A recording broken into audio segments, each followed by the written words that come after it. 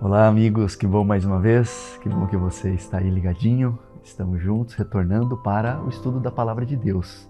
Deus seja louvado por você estar aí, antenado, ligadinho, para aprender mais sobre a Palavra de Deus. Nós estamos aí com a série Contrastes, as cenas finais do livro do Apocalipse. E nós começamos a entrar nos assuntos picantes do livro do Apocalipse. Nós construímos uma base e hoje é o tema 5. E nós vamos ver um pouquinho mais sobre essa pergunta. Todos os caminhos levam até Deus? Qual seria a sua resposta? Sim ou não? Talvez você diga, sim, pastor, todos os caminhos levam até Deus.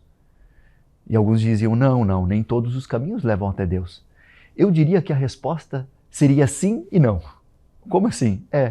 Porque às vezes, no afã de querer defender a minha igreja ou defender algo, alguns dizem, não, nem todos os caminhos levam até Deus, não importa a placa de igreja, tem que ter uma igreja só, enfim, são vários argumentos. Só que veja, se você responder sim, não é toda a verdade, se você responder não, também não é toda a verdade.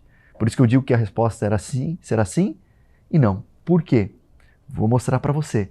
A Bíblia diz que todos os caminhos levam até Deus. Todos os caminhos. Como assim? A Bíblia diz que nós vamos ter que comparecer diante do tribunal de Deus. Então, nesse sentido, todo mundo vai ter que comparecer diante do tribunal de Deus. Ou seja, todos os caminhos levam até Deus.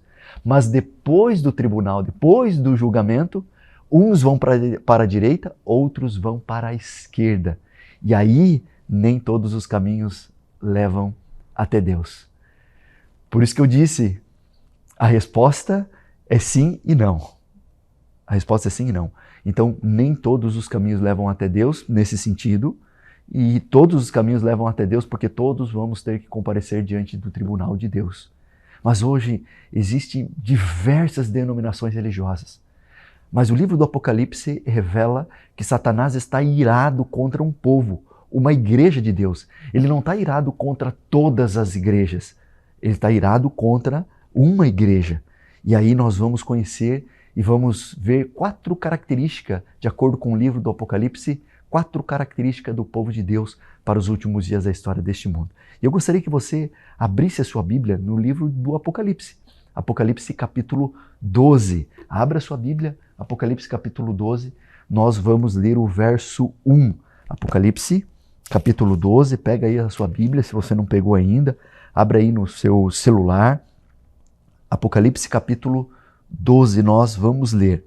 Mas antes, vamos pedir a bênção de Deus, vamos fazer uma oração para compreender e entender a sua vontade. Então, feche os seus olhos e vamos orar neste momento. Pai querido, aqui está a Tua palavra aberta e nós queremos entender e ver as características do povo de Deus para os últimos dias da história deste mundo. Então pedimos a unção do Teu Santo Espírito, abra a nossa mente, abra o nosso coração, para que possamos entender e compreender a Tua vontade. Então te pedimos essas bênçãos, nos méritos de Cristo Jesus, rogamos. Amém e amém. No capítulo 12, o verso 1 diz assim: viu-se grande sinal no céu, uma mulher vestida do sol com a lua debaixo dos pés, e uma coroa de 12 estrelas na cabeça. Para um pouquinho por aí e eu queria que você olhasse a imagem aqui e nós vamos trabalhar um pouquinho. Veja, o capítulo 12 fala da mulher. O que representa no Apocalipse mulher? Representa a igreja. Mulher representa a igreja verdadeira, a igreja de Deus, que ela está com o sol, a glória de Deus, o sol representa a glória de Deus, a lua reflete a luz do sol, reflete a glória de Deus. Então, a lua representa o sistema de sacrifício do Antigo Testamento. Eu não sei se você se lembra, mas no Antigo Testamento havia um ritual, o ritual do santuário. Então, quando você pecava, você pegava um cordeirinho, sem mácula, sem mancha, você impunha as mãos sobre o cordeirinho, transferindo simbolicamente os seus pecados para o cordeiro. E aí você levava para o santuário, entregava para o sacerdote, e o sacerdote sacrificava ali o cordeirinho e aspergia o sangue dentro ali do santuário. É como se o seu pecado fosse transferido para o cordeiro transferia para o santuário. E uma vez no ano, isso acontecia diariamente, e uma vez no ano acontecia o dia do juízo, o Yom Kippur. Então, era o dia do juízo. Então, veja, a lua representa esse sistema de sacrifícios. Todo o sistema de sacrifício do Antigo Testamento tinha o objetivo de direcionar para o sacrifício de Cristo. O sacrifício de Cristo. Então, todo o sistema de sacrifício do Antigo Testamento reflete as obras de Cristo. E 12 estrelas representam as 12 tribos de Israel, os 12 apóstolos. Mas abra aí a sua Bíblia aí, em Apocalipse capítulo 12, o verso 13. Olha o que diz o verso 3, agora. Viu-se também outro sinal no céu, e eis um dragão grande e vermelho com 7 cabeças, 10 chifres e nas cabeças 7 diademas. Então, olha ali na tela também. O dragão é a antiga serpente que chama Diabo e Satanás. Nós já aprendemos isso. Que persegue a mulher, que persegue a igreja. Então, o dragão, Satanás, está irado contra a mulher e persegue a igreja. Ele tentou matar Jesus. Jesus se entregou e morreu na cruz por nós, mas Satanás tentou destruir Jesus. E logo depois de Cristo ser crucificado, começou a perseguição aos discípulos. E os discípulos começam a ser perseguidos. E aí começa essa ira contra essa mulher. Então o dragão começa a perseguir essa igreja, esta mulher. E eu queria mostrar aqui para vocês, veja, a característica da igreja a qual Satanás persegue. Aí em Apocalipse capítulo 12, o verso 17, a gente tem duas características. Capítulo 12, o verso 17 diz assim: o dragão ficou irado com a mulher e foi travar guerra com o restante da sua descendência. Ou seja, os que guardam os mandamentos de Deus e têm o testemunho de Jesus. Tem o testemunho de Jesus. E se você for em Apocalipse capítulo 14, vai em Apocalipse capítulo 14, o verso 12. Olha o que diz o verso 12. Tem mais duas características aqui. Diz assim, verso 12. Apocalipse capítulo 14, verso 12. Aqui está a perseverança dos santos, os que guardam os mandamentos de Deus e a fé em Jesus. Então a gente, nesses dois textos, identificamos aqui 3 características. Primeira característica, a qual Satanás está irado. Primeira característica é aqueles que têm a fé em Jesus Cristo como o único meio de salvação. Então a primeira característica do povo de Deus para os últimos dias da história deste mundo, ter fé em Jesus como o único meio de salvação. E veja, alguns acreditam que fazendo alguma coisa, vão à igreja, guardam os mandamentos de Deus para ser salvo. Olha aqui para mim, isso é demoníaco, isso é diabólico, isso é antibíblico, isso é dragônico, porque isso se chama justificação pelas obras. Eu faço algo para ser salvo, isso é errado. Então como que é, pastor? É a fé em Jesus como único meio de salvação. Eu já fui salvo lá atrás. Cristo morreu na cruz lá atrás por mim. Por isso que agora eu ando em novidade de vida. Por isso que eu guardo os mandamentos de Deus, não para ser salvo, mas porque Cristo já me salvou. Em resposta a esse amor, eu ando em novidade de vida. Então, a primeira característica do povo de Deus para os últimos dias da história deste mundo, fé em Jesus como o único meio de salvação. Você crê que Jesus é o único meio de salvação? Amém por isso. Você faz parte do povo de Deus. Segunda característica, guarda os mandamentos de Deus. Guardam todos, obedece todos os mandamentos de Deus. E nós vimos no último estudo aqui que o sábado principalmente é o ataque de Satanás, porque é esse elo de ligação entre a adoração a Deus, o amor a Deus e amor ao próximo. E o sábado é a expressão máxima da minha e da sua adoração. Por isso que Satanás está irado contra aqueles que guardam os mandamentos de Deus. Então, primeiro, fé em Jesus e aqueles que guardam os mandamentos de Deus. Você pretende guardar todos os mandamentos de Deus? Amém por isso. Então você faz parte do povo de Deus. E terceira característica, testemunho de Jesus. E o testemunho de Jesus, se você for, vai ali em Apocalipse capítulo 19. Apocalipse capítulo 19, o verso 10. Olha o que diz, Apocalipse 19, o verso 10.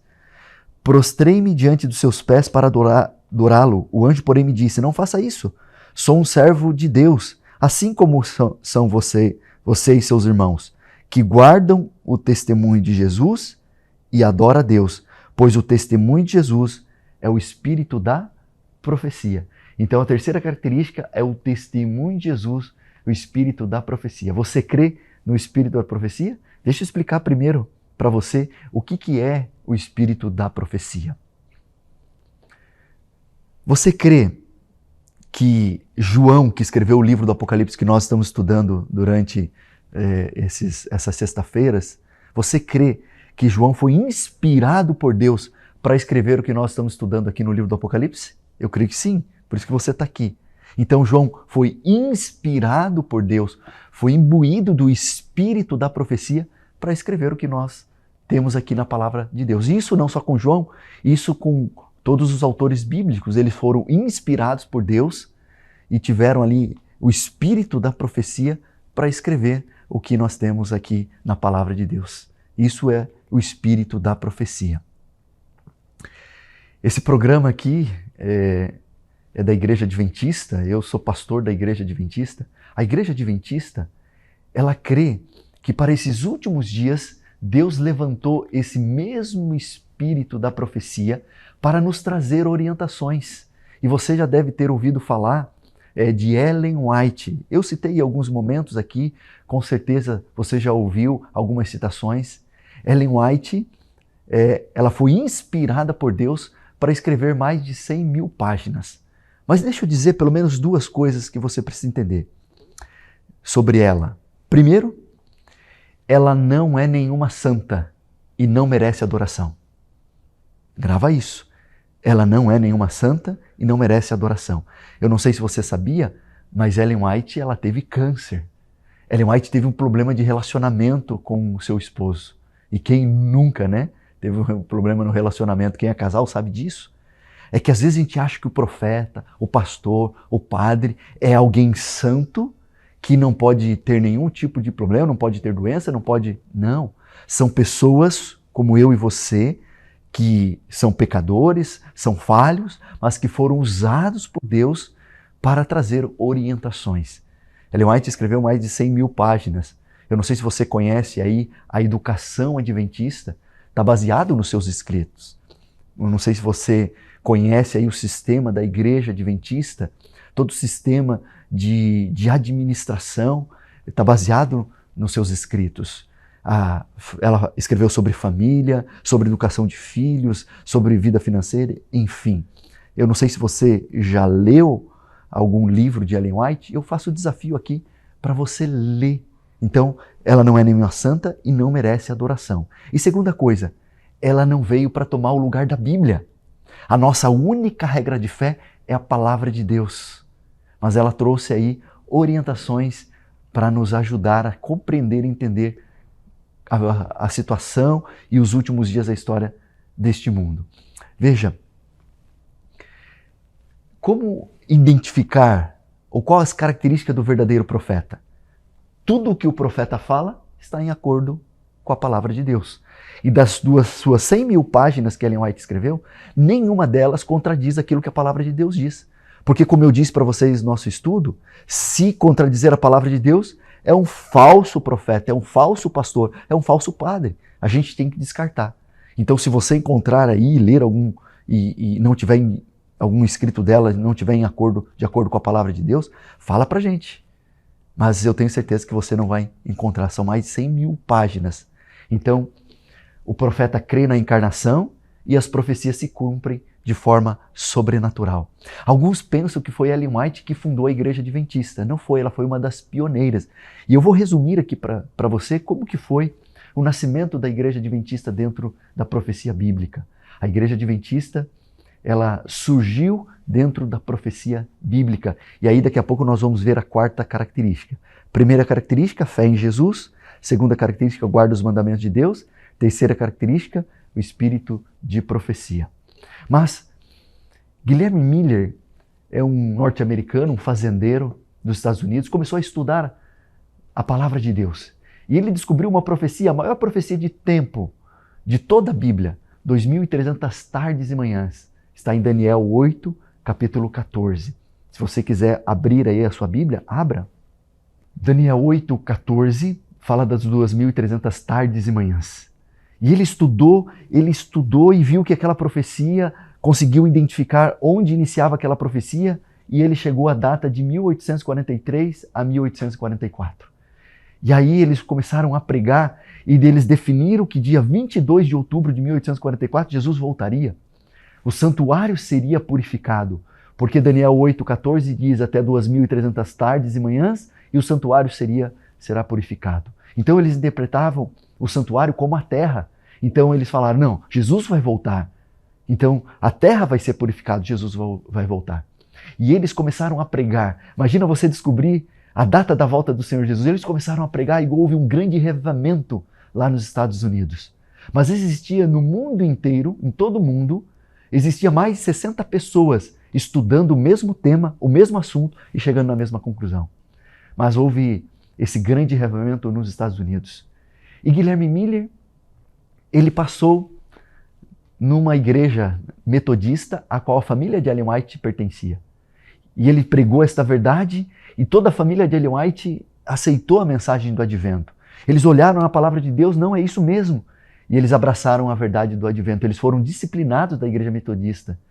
E eles abraçaram a mensagem da volta do Senhor Jesus. E aí chegou o dia 22 de outubro de 1844. O que aconteceu? Jesus não voltou. É considerado na história o dia do grande desapontamento. O dia do grande desapontamento. Mas perceba uma coisa, de grandes desapontamentos, Deus levanta a sua igreja. Quando Jesus morreu na cruz, os discípulos estavam esperando um rei que iria libertar eles do jugo romano. Mas de repente todas as suas esperanças estavam morto na cruz. Eles passaram por um grande desapontamento. E aí Deus levantou a igreja primitiva. Depois de um grande desapontamento, Deus levantou a sua igreja. E aí eu queria que você abrisse a sua Bíblia aí em Apocalipse capítulo 10. Olha o que diz Apocalipse capítulo 10. Vamos ler a partir do verso 9. Então fui ao anjo pedindo-lhe que me desse o livrinho. Ele então me falou, pegue o livrinho e devore-o. No seu estômago ele será amargo, mas na sua boca será doce como mel. Peguei o livrinho da mão do anjo e o devorei, e na minha boca era doce como mel. Quando, porém, o comi, o meu estômago ficou amargo. Veja, num primeiro momento, a verdade das 2.300 tardes e manhãs era doce como mel. Eles descobriram ali e era a volta do Senhor Jesus e eles aguardavam com toda a expectativa, era doce como mel. Mas depois do grande desapontamento se tornou o quê? Amargo a seu estômago, amargo. Depois desse grande desapontamento, Deus levanta a sua igreja. Ellen White e outros pioneiros, eles fizeram aquilo que nós devemos fazer quando passarmos por um grande desapontamento. Já passou por um grande desapontamento? Ficou decepcionado? Sabe o que eles fizeram? Eles voltaram para estudar a palavra de Deus. Eles perceberam assim, não, a Bíblia não erra, nós erramos em alguma coisa. E eles voltaram a sua atenção em oração e estudo da palavra de Deus.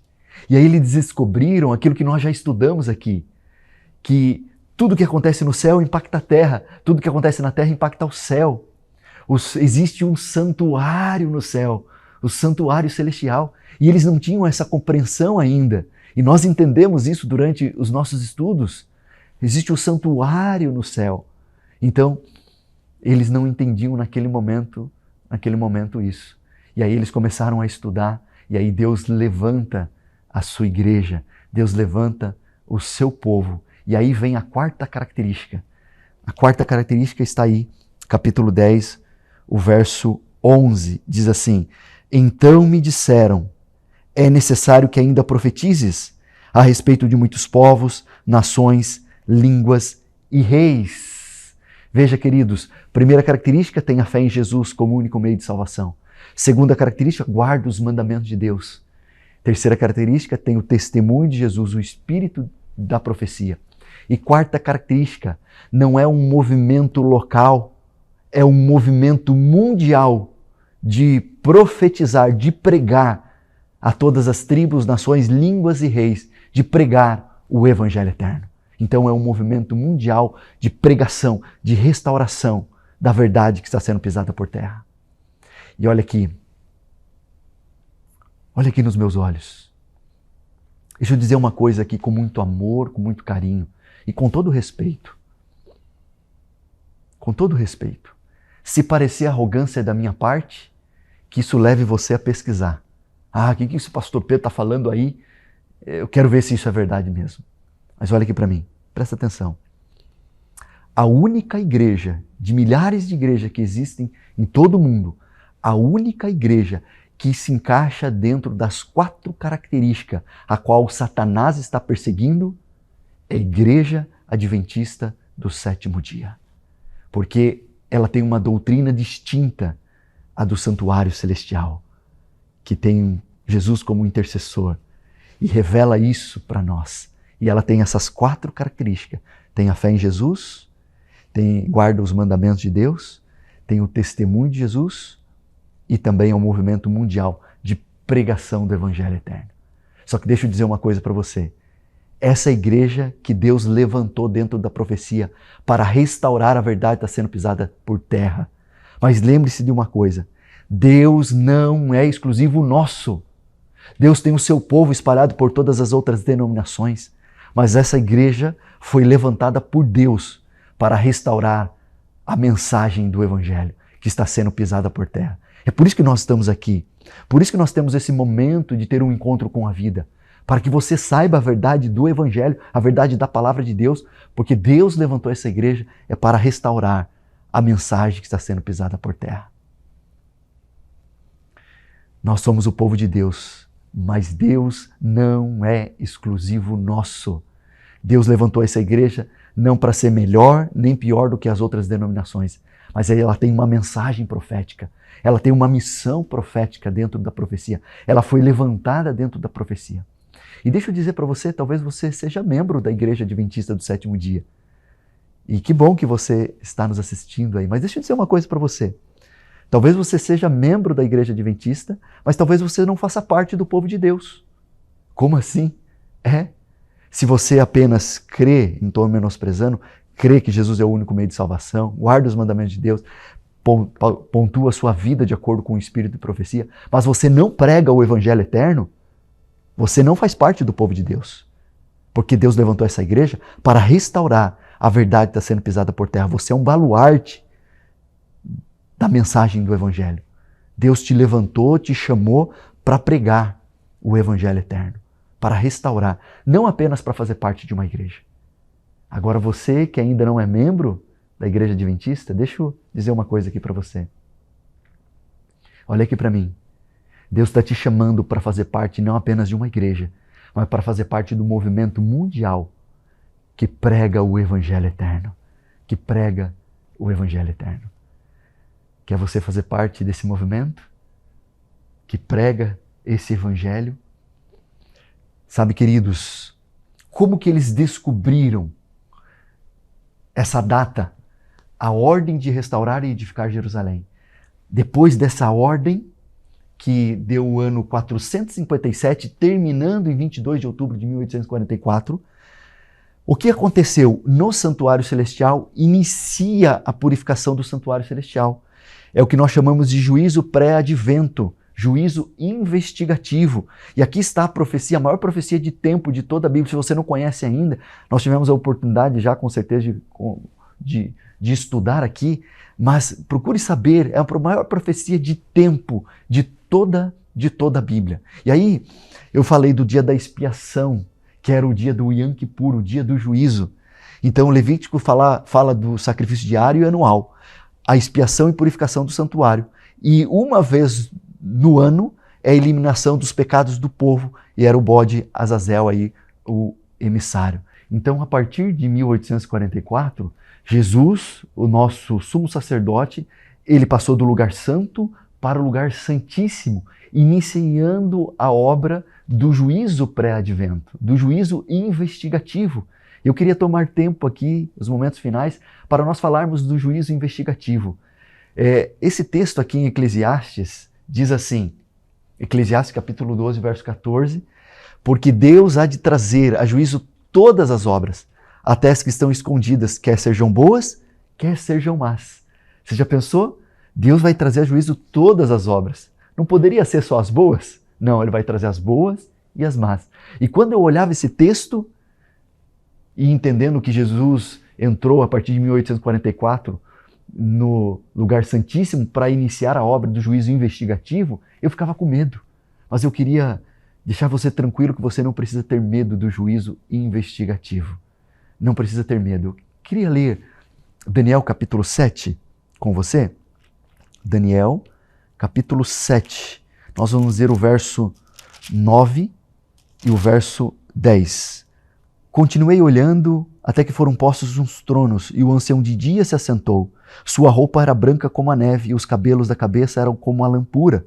O seu trono eram chamas de fogo e as rodas do trono eram fogo ardente. Um rio de fogo manava e saía diante dele. Milhares e milhares o serviam e milhões de milhões estavam diante dele. Foi instalada a sessão do tribunal e foram abertos os livros. Foram abertos os livros. Existe um livro de registro no céu.